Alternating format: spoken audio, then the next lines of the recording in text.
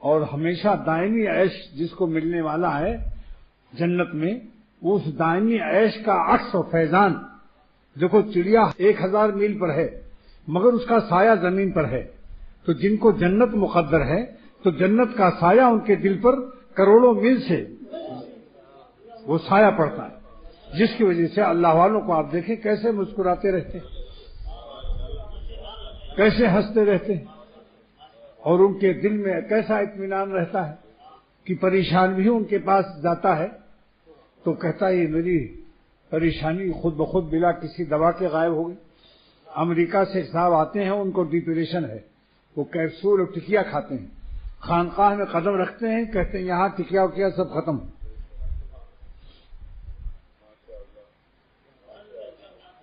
دواؤں کی ٹکیا ختم مگر انڈے کی ٹکیا کھلا دیتا ہوں۔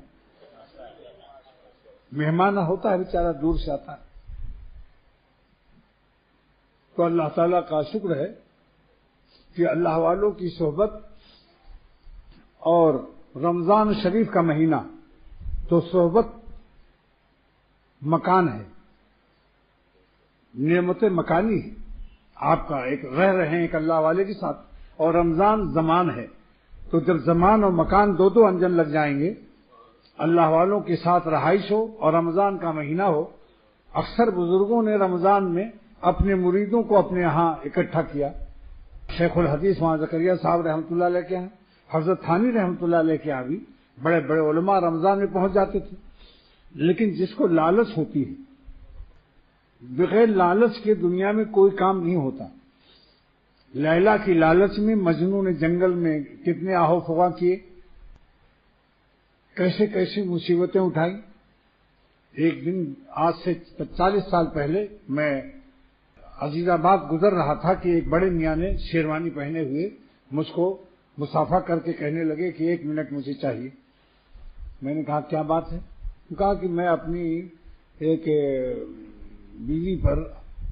میں عاشق ہوں مگر آج کل وہ جوتیاں لے کر دوڑاتی ہے، مجھ سے ناراض ہے، کوئی وظیفہ بتائیے جس سے وہ خوش ہو جائے۔ میں رونے لگا، میں نے کہا کاش ہمیں اللہ تعالیٰ کی ایسی فکر ہو جاتی کہ ہم ان کو ناراض نہ کریں، کچھ ایسا استغفار درد دل سے معافی مانگے کہ اللہ تعالیٰ خوش ہو جائے۔ اس کی تو نیند حرام ہے،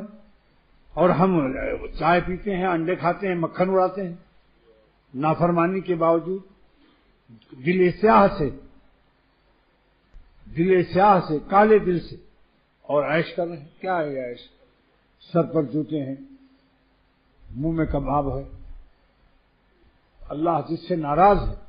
جس کو اللہ تعالیٰ اپنی ناراضگی کے علم اور عذاب میں پکڑتا ہے، تو اللہ کا پکڑا ہوا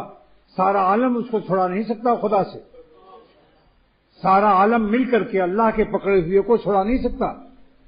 کیونکہ چھڑاتا وہ ہے جس کی طاقت پکڑنے والے سے زیادہ ہو، اور اللہ سے بڑھ کر کسی کی طاقت نہیں۔ اس لیے اللہ تعالیٰ کو ناراض کر کے عیش کرنے والے انٹرنیشنل گدھے ہیں، ان کی عقل کا ان کے دماغ میں نام و نشان نہیں ہے۔ مگر حضرت علی رضی اللہ تعالیٰ عنہ فرماتے ہیں کہ جب موت آئے گی تب آنکھیں کھلیں گی۔ الناس ینامون، لوگ سو رہے ہیں، لوگ سو رہے ہیں، اور جب موت آئے گی تب انتبہو، پھر جاگ جائیں گے، موت ان کو جگائے گی اور انتباہ کرے گی۔ اس لیے اللہ کے نام پر یہ درد دل سے کہتا ہوں کہ آپ سب کو، خواتین کو بھی، کہ دنیا میں چین سے رہنا چاہتے ہو یا بے چین اور پریشان رہنا چاہتے ہو، اگر چین سے رہنا چاہتے ہو تو چین اور خوشی صرف اللہ کے قبضے میں ہے۔ مالک کو ناراض کر کے حرام خوشیاں اور گناہوں کی لذت لینے والا ہمیشہ اپنی زندگی کو عذاب الہی میں اور بے چینی میں مبتلا کرنے کا اپنے ہاتھ سے کلاڑی مار رہا ہے، اقدام کر رہا ہے۔